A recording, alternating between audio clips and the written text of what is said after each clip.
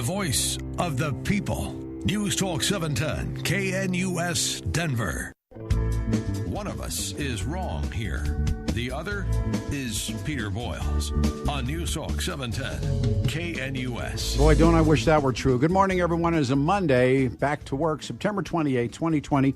Good old 710 KNUS. Very cold yesterday. Cold morning. 64 is all we get. 42 degrees tonight. Sneaks back tomorrow to 75 degrees.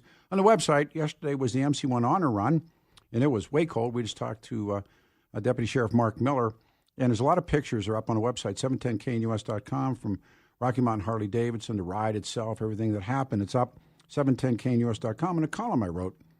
And the latest one this month, One Ring to Control Them All, knocking off Tolkien, about the politics of Colorado. Both are up at 710knus.com. It's interesting how things work. This morning on the internet, the headline was military suicides up as much as 20% in COVID era. We're going to do some things this hour that I think are important to do. Please say good morning and welcome to the radio show. His name is Lestine Benson, retired from the military, but we'll let him do the story. Hey, Sergeant, good morning, man. Thanks for doing the radio show, and welcome to 710 KNUS. All right, thanks for having me. Yeah, my pleasure. I read your bio and about things that are happening in the country with, and not only with, with former GIs, but across the board, civilians as well. First of all, if you would, please talk about yourself, what happened, and then we'll begin to speak about depression and anxiety and everything that seems to be coming everyone's way these days. Sure. Yeah, I was hit by an IED in 2005 in Iraq. Joined the Army shortly after 9/11 in 2001. Got out later in 2006. That's really about it for just a quick short story. How badly were you hurt? Oh, right. It was a double amputee. It took off my left leg and my right leg, left below the knee and right way above the knee, just below the hip. So you came back to the States and then began to talk there. You retired from Fort Campbell. And then, if you would, tell the story.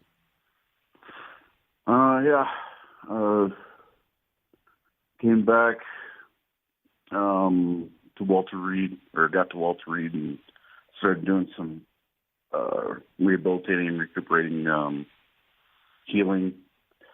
They do a bit of, tests and, just to see how you're doing. Mentally, I was doing fine. They did rate me with a bit of anxiety due to PTSD. I didn't really feel a whole lot of that. So I just kind of got out of the hospital, got on to living with my wife, moved around a bit, moved into Texas for 5 years. And then about 9 years ago, moved up here to Colorado. I was on the military ski racing team. Yeah, I know. And then my daughter, my wife got pregnant with my daughter. I quit ski racing because it just took too much time out of my life, and found hockey. And so I was playing hockey just to kind of get some camaraderie and team fellowship and stuff like that, and it was a fun sport. And right around the time that my daughter was born, and some higher anxiety stuff kind of started creeping up on me, just out of nowhere. And I kind of figured I was out of that zone of being in trouble, I guess, mentally, but I was going to be good. But I guess I wasn't, and it just kind of started creeping up on me slowly, and next thing I know, I was visiting the ER, thinking I was having a heart attack or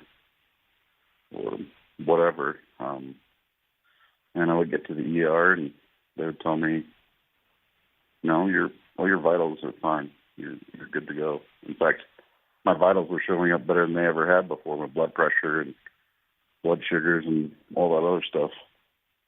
couldn't figure out what was going on. And then it just continued to get worse. Mentally, I was just, I didn't know there was anything wrong.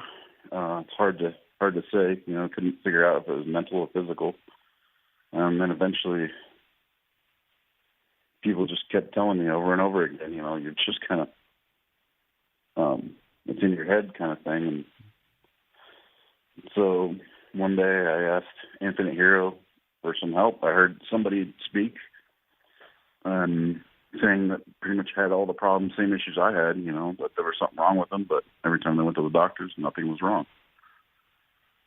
And so I asked them for help, and they sent me to a clinic in California for brain treatment, and I gave that a try. And that kind of, I wouldn't say, it didn't cure me, but it really took the edge off. It made living life a lot easier. I haven't been to the ER since. Sergeant, where do you live now? I live here. I live in Elizabeth, Colorado. That's what I read, that you live in Elizabeth. When you skied, where did you ski? I skied up in Aspen. Okay. Now, were you doing sit skiing? Yes. Have you been back? Once or twice, really. Yeah. In fact, it was like this. Just as COVID was hitting, it was the last time I went, and it was the first time I'd actually enjoyed it. That's the last time I went. Quit ski racing. That's the last time I went. The sad thing was I had a full season pass for it. Yeah, that was me too. You want to go back? I mean, aside from everything that you're speaking about, we need to go ski. But I'm familiar with the NSCD. And a lot of that's okay. Yeah, that's where a lot of that came out of Southeast Asia and Children's Hospital, and those guys up there, they kind of they invented a lot of that. And were you able to lift yourself up on the chairlift without any help? Oh yeah, I'm totally functional. Oh, we got to go, man. Yeah. If we're allowed, right? If we're allowed, we'll go. Right.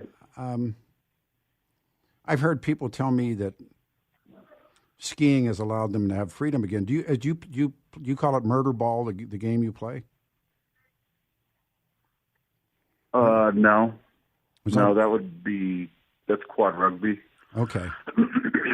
I've seen a couple of those. That's pretty nuts too. Yeah. I played it a little bit. Did you? Yeah. So now you Tough game. Oh, people don't even get out there. I mean, and so you skied. You skied on the Army team as well. No, just the Paralympic military team. Okay. Well, I know some of those guys. Yeah.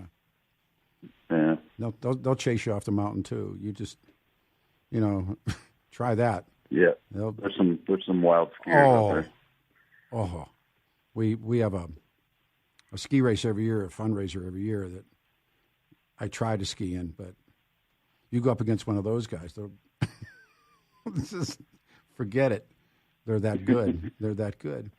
They're good. Sergeant Benson is retired from the Army and was injured badly in Iraq. Now, I'm reading this morning, it's interesting, Billy put all this show together. I knew we were going to do it, but this is on the headline on Associated Press. Military suicides up as 20% in COVID era. And then you read about in the civilian world as well, alcohol, drug addiction. What's going on?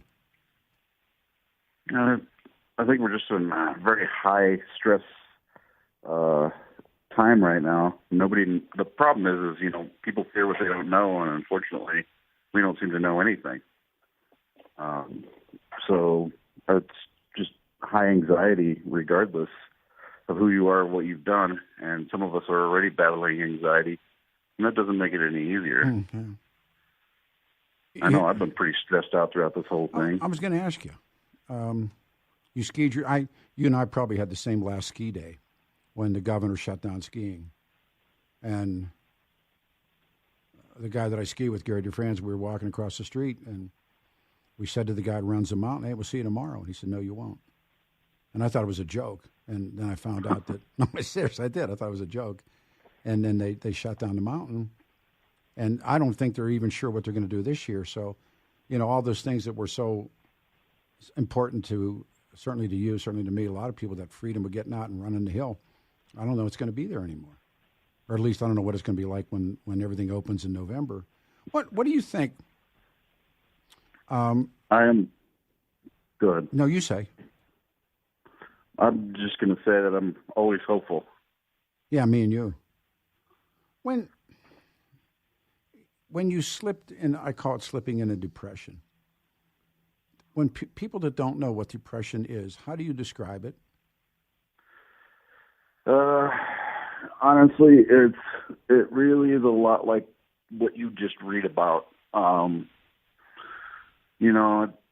found less of a taste for things, and skiing is a great one of those that's good to as an example. I just didn't enjoy it. Wound up hating it, and then that was just like the first thing. But as it progressed, I just found everything had less of a taste in my mind. I had less of a desire to do anything that I used to do that was fun. And then I would find that I just didn't even really want to leave the house. I still rather not, but that's because I don't want to wear a mask all the time. Yeah. And partially, I'm lazy, so it was hard to figure out. It's hard to see. Yeah. They always say, a crazy person can't tell that they're crazy. It just seems like the rest of the world around them is. No, these days that's even harder because the rest of the world does seem a little crazy right now. Did you? And I don't know that that's the individual anymore. Yeah, no. A couple times in my life, did you? And we're going to bring the physicians on here just a second. Did you drink or drug? Yeah. I kind of started to self-medicate a little bit, just to feel not unhappy, But I was always very careful, very adamant that, I don't. I think because I've had a history of that in my family, that I just wanted to be very careful. And I've actually lost a few friends from the military because of that. So it's just always on my mind and on the forefront that I don't abuse whatever I do. But sometimes, yes, I would try to take something that would just make me feel not unhappy anymore. Sure. And, let it go. Joining us, please say good morning. Welcome. This is really an important hour on depression and suicide focus. We have both physicians, both last name Park, Charles Park and Heige Park are with us. And what a story they tell. Hey, doctors, good morning. Thanks for joining us. Lestine stays on the line with us. Doctors Park there. Good morning. Welcome, guys, to the show. Thank you. Good morning. Thank you for having us. It is my pleasure. First we'll start, when I say Dr. Park, and everybody's Dr. Park, but to Charles Park, I read your bio, and Heige, I read your bio. Man, there's stories. Dr. Charles Park, would you begin with your story, please, first?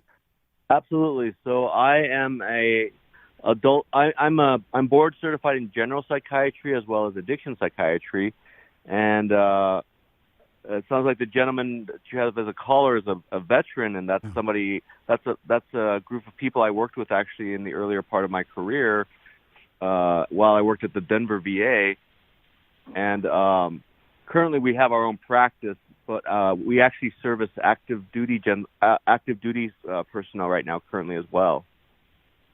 And Heige Park, you were born in Southeast Asia. I'd read your bio as well, and you are what people then at the time called boat people. So would you give a quick bio? Right. Welcome, man. Welcome. Tell the story if you would, please. Yeah, please.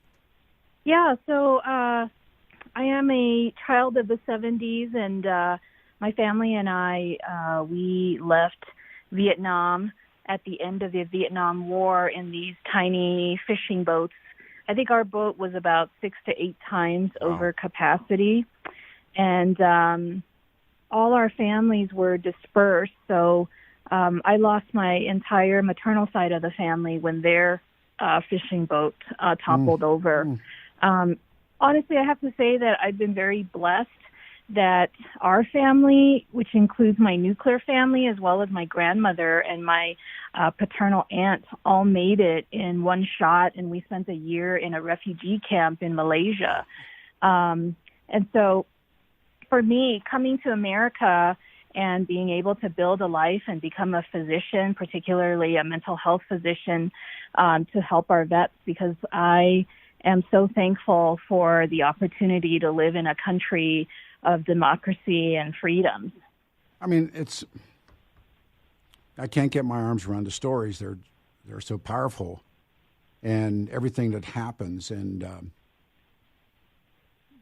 I don't know, for whatever, I've been in recovery now for almost 34 years, drugs and alcohol. Oh, congratulations. Well, no, I wouldn't be here. So when people say that, I say, well, somebody else would be doing this radio show, it wouldn't be me. But what are we seeing? Charles, we'll begin, if you don't mind using first names. Absolutely. And when you listen to Sergeant Benson, and there's a story this morning, it's interesting how these things come together. A big headline story: military suicides up as much as 20% in COVID area. And I was bouncing around the internet yesterday afternoon, and that's pretty true pretty much in society today too. I mean, either non-military civilian life is just totally alienated. Could you address that as well, please? Absolutely. So Sergeant Benson is I was listening to part of his story, and he really described very well the experience of depression, and what we're trying to do in our clinic is to change people's perceptions of depression to closer to what Sergeant Benson experiences. So it's not just a matter of do I feel sad or not. If you'll listen to what he said, I don't feel much of anything, or it's hard to feel anything at all. So but we also are addressing the thing he said, where this is a man who served his country with honor, and yet he says that he calls himself lazy. And so it really shows the irrationality we see in depression, not just whether or not we feel sad, but we actually see irrationality where the person sees themselves in excessively negative light. He also describes having no energy and barely feeling like he can even, leave his house. So in our clinic, what we're trying to do is address these factors more than just how do you feel.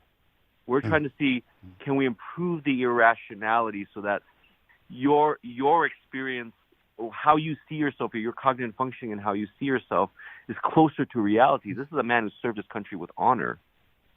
The irrationality does play a big part, for sure, in my anxiety.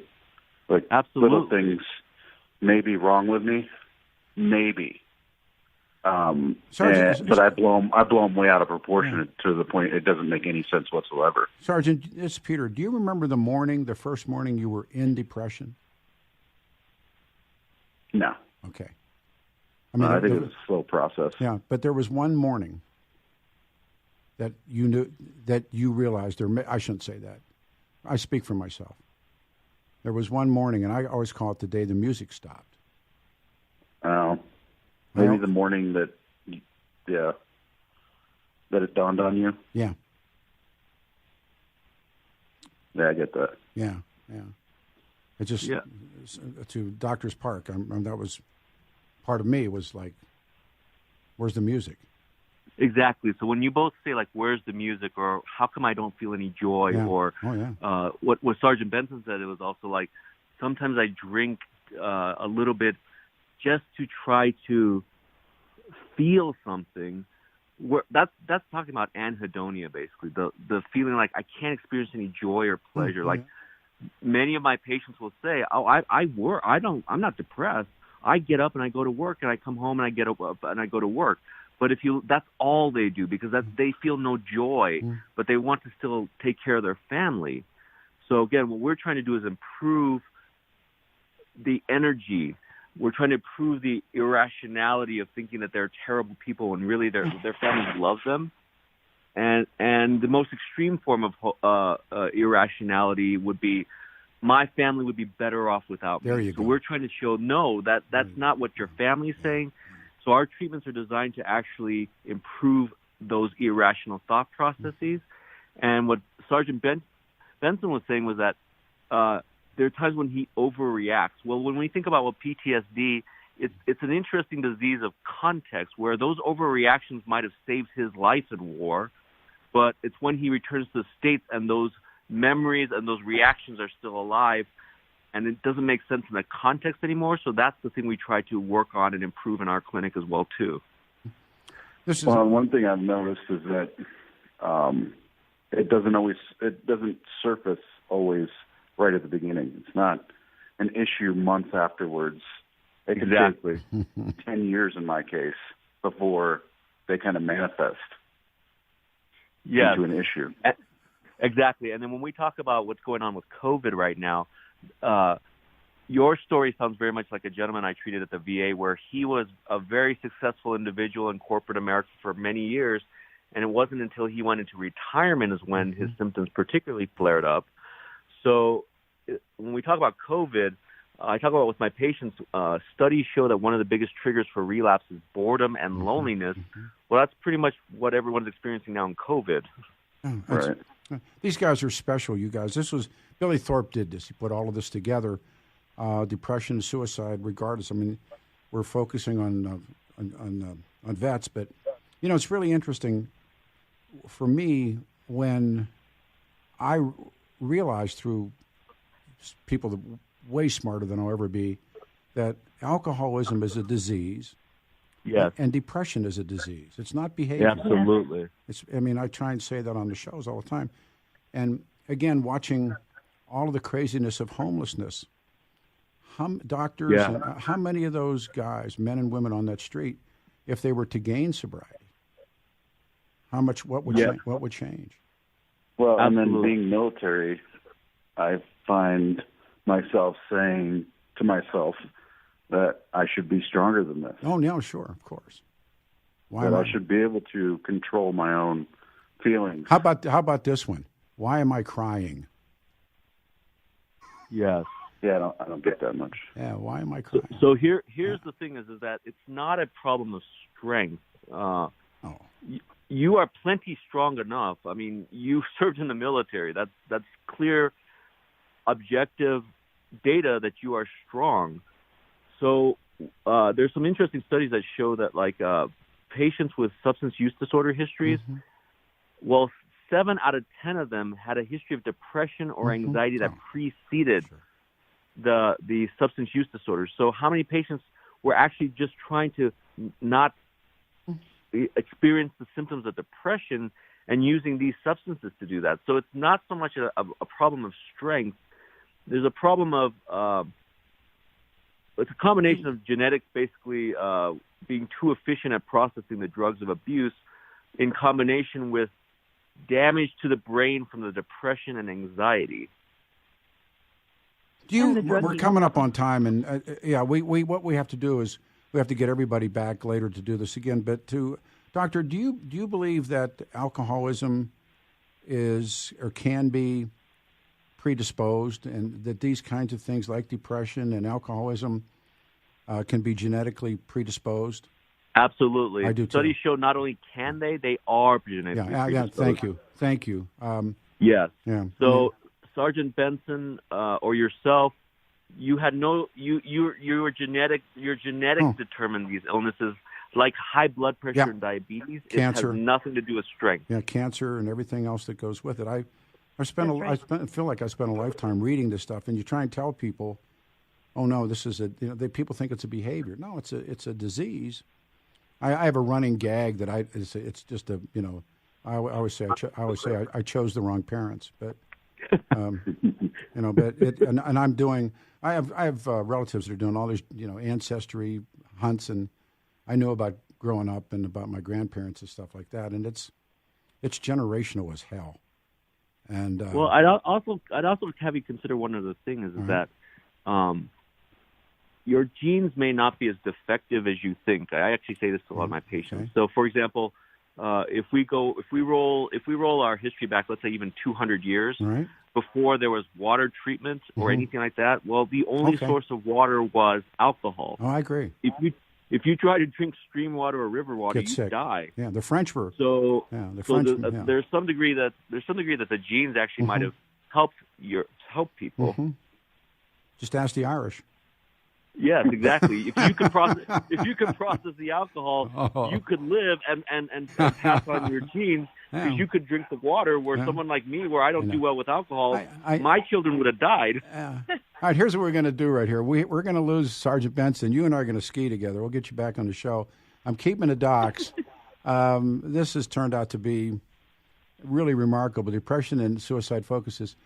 Hey, Sergeant Benson, when we're done, we'll put you on hold. Give Billy a phone number. Give you a call, man. We'll go ski. You think we got another year in us? Yeah. I mean, I got some connects to the NSCD. You got your gear? Do you have a? You got? Oh, definitely. Okay, hang on, everybody. When we come back, this is really great. You never know. Virginia's, and this is going to be powerful. There's a term called Gold Star Mother. Stay here. Listen live at radio.com. We now return to the Peter Boyles Show. Morning, everybody, on a Monday. Very powerful hour, September 28, 2020, 710 KNUS. Tommy joins us. We got to hold up with RTD. Thomas, good morning, sir. Good morning, Pete. Just a real quick bulletin here. The RTD is experiencing a 45-minute delay after trains were totally down earlier this morning. You need to make note of that if you are taking the RTD. It'll take a while, they say, to get things to normal. Boy, a problem with RTD. Yeah. Fairly rare. You bet. Thank you. Okay. On a Monday morning, Billy Thorpe came to me and said, we're going to do this, and it's been emotional. Depression and suicide focus. And back with us on, Billy's really doing all the mechanics on this, Doctors Charlie and Hygieia Park. Both are physicians and both work in psychiatry. And please say good morning. Welcome to the radio show. Virginia Servacio is our guest, or Servacio. Ms. Servacio, good morning and thank you, and welcome to 710 KNUS. Thanks for coming on the show. Good morning. Thank you so much for having me. No, this is a very powerful moment. Tell your story, please. I am a mother of the late my son Angelo. He was 24 years old. 14 years ago, he took his own life. He was Air Force. He went in and he was part of Operation Southern Watch. And when he came home, once he was, discharged from the military, he just was not the same. His character was totally different when he came home. But unfortunately, we were not educated on what to look for or, any kind of changes. We just basically thought that the military made a man out of him. He went in as an 18-year-old. He graduated high school, and within the first week, he was off to boot camp. So that's how young he was. And then, of course, 9/11 happened, and he was deployed. But he did come home different. He was definitely more isolated. He was more withdrawn, and we didn't think anything of it. And then in 2006, in January, about a week before his death, I started noticing little things. And one of the biggest things was he started giving away a lot of his stuff. For instance, for Christmas, we gave him a brand new computer.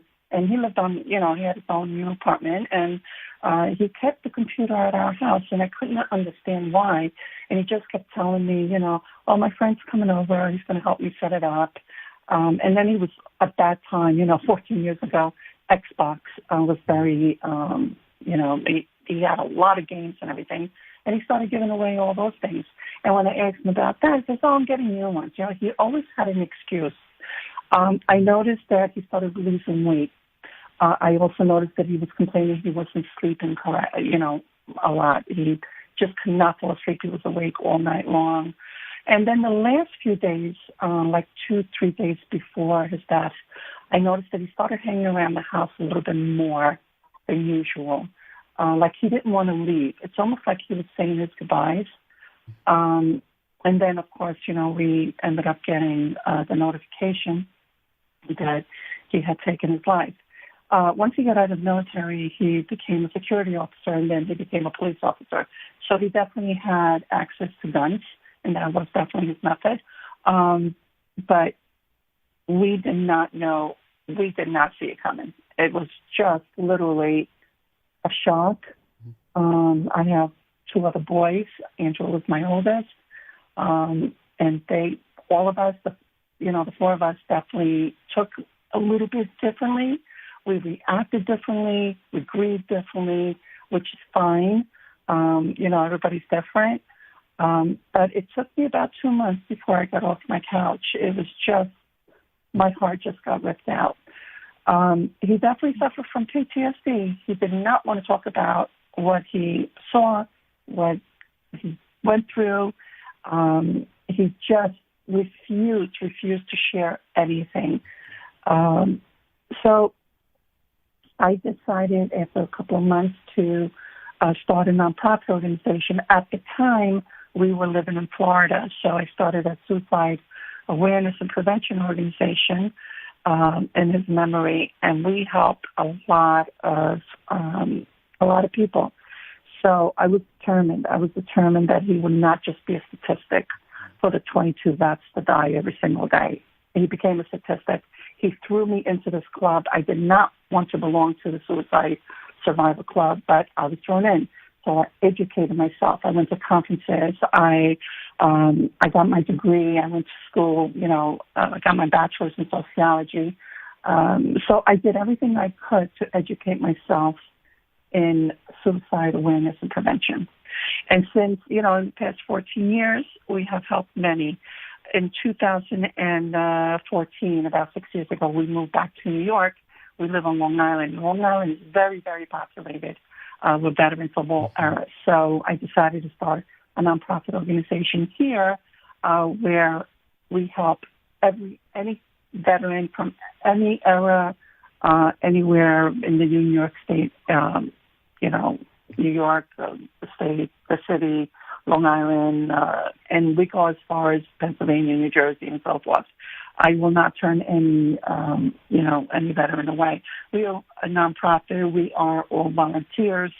So, we're a little mom and pop shop, as you want to call it, but we help any way we can. But this organization in New York specifically is geared to veterans.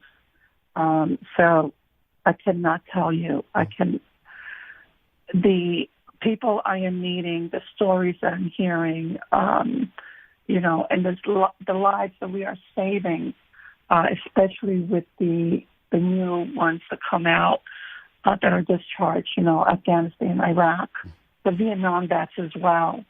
It never goes away. Mm-hmm. And my goal is to keep going and to keep fighting and to educate.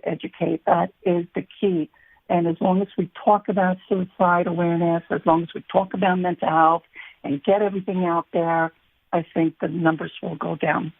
Doctors. And that's my story. With joining you, the Parks are with us on the other side. Yes. Doctors, follow up on this, if you would, please. First of all, we want to express our condolences for your son.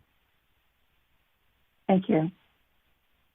And I would also say that even though you didn't want to be part of the suicide club, I think it's great that you've been able to make something meaningful out of his death, and that his memory lives on in the work that you guys do.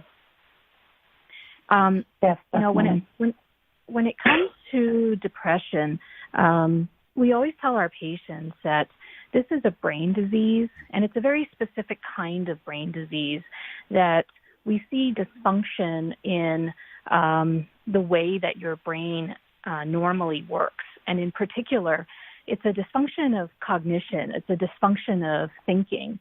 And we've been able to identify specific areas of the brain that are actually impacted, that are dysfunction, that are impaired as a result of this phenomenon called depression. And in the 80s, there was frequent discussion about, depression is just a depletion of serotonin, of dopamine, of norepinephrine.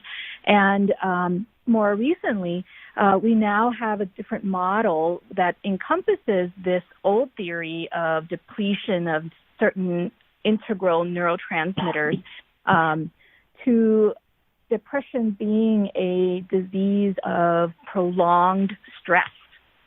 And when you have prolonged stress, we notice that there is dysfunction in the left dorsolateral prefrontal cortex, for example. And that's the front part of our brain that helps us to interpret information. So why it is that we struggle with energy, loss of appetite, lack of motivation, difficulty with concentration to complete a task, is that depression slows down those parts of the brain. And so even something like your spouse telling you, like, hey, today we got to take out the garbage, when the data coming in from the world sounds like, hey, we're going to go climb Mount Everest. That's how people with depression interpret information, whether it's information through interactions or events, whether it's political events, socioeconomic events, that it's really about that impairment of interpretation and therefore the subsequent actions that we take that leads to many of the things that we notice about depression. And so, for example, the left dorsolateral prefrontal cortex, the underfunctioning of that part of the brain, we actually now have 21st century technology called transcranial magnetic stimulation that actually targets that area to re-stimulate electrical flow, as well as an increase in those neurotransmitters that are depleted. And so we have more data, and so it's so much more treatable. It just has to be talked about. I think family members, I think it's the lack of information, because we cannot expect the patients who suffer from depression or PTSD to know. And we have to educate those important people around them to be able to look at, observe those signs and symptoms. Doctors, it's Peter. We're on a hold here right now. Let me ask you both a question, and then we're going to bring everybody back. We'll work a couple show days. Can young kids go into depression? And at what age is possible, conceivable, does that begin to happen? Mm-hmm. Absolutely. Yeah. I think there's been all this controversy that even preschool kids cannot experience depression. And the truth of the matter is that the data shows the opposite. Yeah, I agree. We actually see a 60% increase in the age range of 10 to 24-year-olds in suicide rates. Yeah, no, childhood stuff fascinates me. I'm an ACA, and but I've been reading, I'm drawn into, and I don't want to spend a lot of time with this, and we got to take a break, but they would find in these horrible concentration camps where little kids drew happy pictures on the walls because they needed to find that. And we're right here. Ms. Cavazza, we're going to drop everybody. I'll put everybody on hold. I'm going to invite the Parks to come in studio. You guys are local, right? I'm pretty sure you are. Yep. Yeah. Bring you in. Yeah, and I got. Thank you. No, please. I want to pursue this, and I want you guys to come in studio with it. And it's so emotional. And Virginia, you are tremendous. I mean, you're something. And there's the train. So let me. Sorry. Let me throw everybody on hold here, and we'll get the doctors here. Virginia, you know how to get a hold of us if you need us. We got to do a quick turnaround, everybody. Everybody's up on hold. It's a Monday, September 28, 2020, 710 KNUS. Now, back to the Peter Boyles Show. Good morning, everyone. It's 7:46, powerful hour. Coming up, one of our true favorites, Wilfred Riley, comes back on the radio show, on and off the air, man. What an hour. It's a Monday, 64 will be the high. Brian Gray joins us from Alpine Planning. We're running up. Brian, good morning, man. Thanks. Hey, good morning, Pete. Hope you had a good weekend. And, we are off to a good start. We currently have the Dow up 368 points. NASDAQ's up 154. and the S&P is up about 44 points. Now, this is coming off 3 weeks of a dead market, but one of the things we need to take a look at, and I think one of the reasons you're seeing this big run-up is we're coming up on the end of the quarter. So what you're seeing is a lot of these portfolio managers or mutual fund managers, they're selling off their bad positions and they're replacing them with other holdings, and I think that's what's kind of giving it the boost. The other thing we want to keep an eye on is the airline industry. It's hurting. Next week, if Congress does not provide more federal help, up to 100,000 airline employees could possibly be laid off. The CARES Act last time provided a $50 billion bailout to keep the airlines afloat. So we got a lot going on. Story today, obviously, President Trump only paying $750 in federal taxes. Yeah. How he got away with that one, I don't know. Well, but it's going to be interesting to see if Biden bites into that tomorrow night during the debate. On your side, if the New York Times holding back, we'll see what happens. But boy, that debate, we're going to rock and roll. 303-843-0918. Market's running up today, 303-843-0918. Investing is a matter of trust. Call Brian this morning. Bubba, we'll do it tomorrow. We got more time. Thanks, man. All right, Pete. Have a good one. Securities and investment advisory services offered through Woodbury Financial Services, Inc., member FINRA SIPC and registered investment advisor. Alpine Planning Group and Woodbury Financial Services, Inc. are not affiliated entities. 14 West Dry Creek Circle, Littleton, Colorado, 80120. All right, good morning, everyone. This has been an extremely powerful hour. Billy Thorpe produced it and put it together. Depression, anxiety, and suicide amongst veterans, but the general population as well. Please now welcome to the radio show. Courtney Janes is with us, and Comfort Dental's Neil Norton, Dr. Norton. Hey, you guys, good morning. And who's you got Fast Jack's helmet, man. How cool was this? So who wants to begin with, first of all, Courtney, good morning to you. I should do this one at a time. Good morning. Yeah, and Doc, thanks, man. Good morning to you as well. Morning. All right, so actually I know Fast Jack, which makes this even more cool. That these guys have, I met Fast Jack out at Bandamere, and when he comes to town, they always do the radio show. And Fast Jack is a funny car driver. Tell the story how you got his helmet and you're raffling it off. So who wants to begin? Well, let me kick that off. By the way, thank you for having us on this morning and giving us an opportunity to have a conversation around this critical issue that is impacting our military and veterans in such a, really challenging way right now. And I think, as an organization, Infinite Hero focuses and exists to connect our military and veterans and their family members with innovative and effective treatments for service-related injuries. And two of our pillars, brain health and suicide prevention, have been at the forefront in these recent months. And when we were looking at the impact that we were seeing, COVID have, we're receiving anywhere between 75% and 300% increase in requests for mental health support right now from our veterans, which is, beyond anything we could have, I think, projected going into this. And when we were looking at the impact that the pandemic has had, we thought we needed, as an organization to do something. And with September being Suicide Prevention Month, we wanted to take that opportunity to just bring a lot more awareness to what we're trying to do as an organization and those programs that support our combat veterans like that team who are living with PTSD, traumatic brain injury, depression, and suicidal ideation. So we formed Task Force 22, and it's an opportunity for us to shine a light on some really incredible heroes who've donated their time to auction off video calls, but that's how we came across Fast Jack's helmet. So there's an amazing gentleman out of Idaho that custom painted this helmet for Jack, and he's been wearing it down the track this season. Actually won Indy with it a couple of weeks ago, and that's one of the items that's actually part of the Task Force 22 campaign that people can enter to win. So it's a really unique item, that's for sure. They can also enter to win time with Jack himself, and he's put together a pretty cool prize package. Really cool guy. Yeah, right? But we have, heroes like Navy SEAL Jason Redman and Medal of Honor recipient Samuel Davis, motocross champ Terry Hart, and the list goes on. How do you enter? Because of time, coming up on time, how can people enter, please? Just go to infinitehero.org. and all the information's right there for you. But yeah, I mean, we've been fortunate to be part of your community there through the club at Ravenna.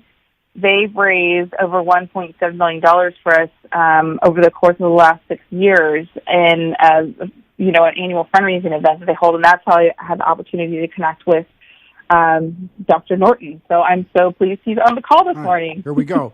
Neil Norton, it's yours now. How and why did you get involved in this as well?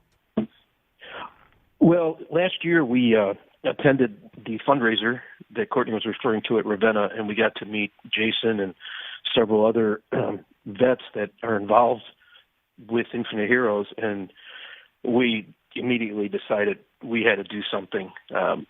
We hold our veterans in great esteem, and we look around and realize there's not enough being done the way it should be, and particularly in the areas of brain health and mental health and suicide awareness and those kinds of things. And we thought, what can we do?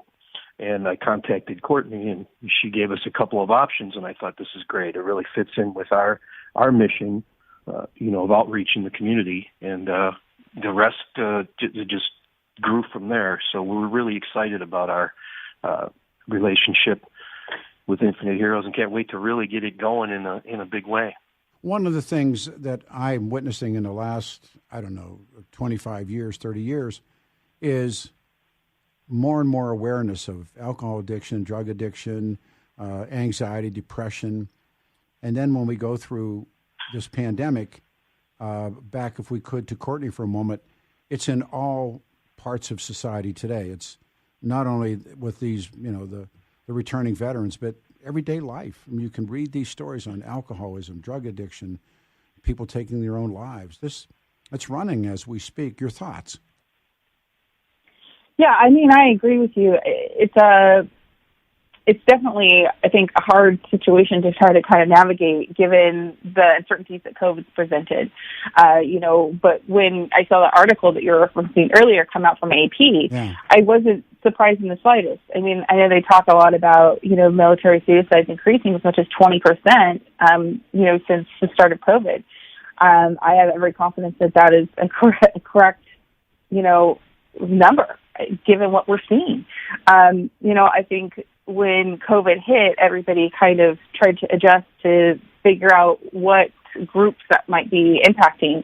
And the one that I didn't hear anybody talking about was our veterans and their families. And but we immediately started seeing impact of that, and it's just increased. And as a nonprofit, we've taken a substantial challenge with all of our fundraising events being canceled. So something like Task Force 22 is an opportunity for us to try to, raise some funding that we can put directly back into these programs that, impact mental health and suicide prevention. But yeah, I mean, to your point, and even what the doctors were sharing earlier, I think, it's something that this type of platform allows us to really have some healthy discussions and raise awareness around, because I don't think it's something that people are connecting with the COVID space right now, and bringing those veterans and their families into where that need really lies, because, the isolation, the economic challenges might be presenting, there's so many different components that I think COVID has brought. If I may get to Dr. Norton for a second, the amount of their contribution, what they donated. Doctor, if you would, please.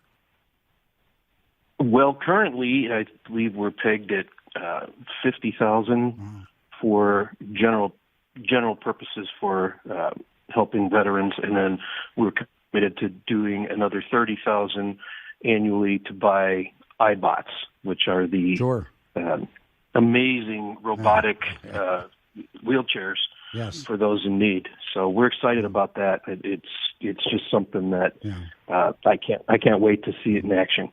And they ain't cheap, because we've been through 4 of those we've raised for an organization not unlike what you're talking about. But I know how much those things are, and they're not cheap. But boy, they're amazing. No, they're just amazing. They're amazing, though. Oh heavens, they're if you're in a wheelchair, this gives you mobility, total mobility. It climbs hills, it does everything. Leave us with something. We're coming up on time. Doctor, you first, if you would. Leave us with something this morning at the end of this hour. Well, to add on to what the doctor said earlier, for me personally, I think the biggest thing that we can do is to change the dialogue and change the debate around mental health and suicide prevention, getting people educated, changing the language so that people understand that mental health disorders, it's a disease. Alcoholism, drug addiction, depression, anxiety, those are diseases, and they need to be treated. I tell people it's like having a broken leg, but it's in your head. Yeah, it's like coming in with a toothache. I mean, it's real. It happens, and it's treatable. Courtney, can we give you 30 seconds, Courtney, if you would, please? I got 30 seconds left. Yeah, no, I just want to say that I think, now is the time to really look at how we can come together as a community to support our veterans, these military heroes and their families when they need us now more than ever. Infinite Hero is honored to play a role in that, and I want to thank you for giving us the opportunity to share. We're going to do this again. The computer's about to take over. Thank you both. Be safe, Doctor. Thank you. Thank you, ma'am. On the other side, Winfield Riley joins us. It's 710 KNUS. Good morning, everyone. There are 3 ways to reach the show. Call us at 303-696-1971. Text us on the free-to-download 710 KNUS app. Or send us an email. Just go to the Peter Boyles page at 710knus.com and click on Email the Show. Email the show. Email the show. Email the show. Email the show. Email the show.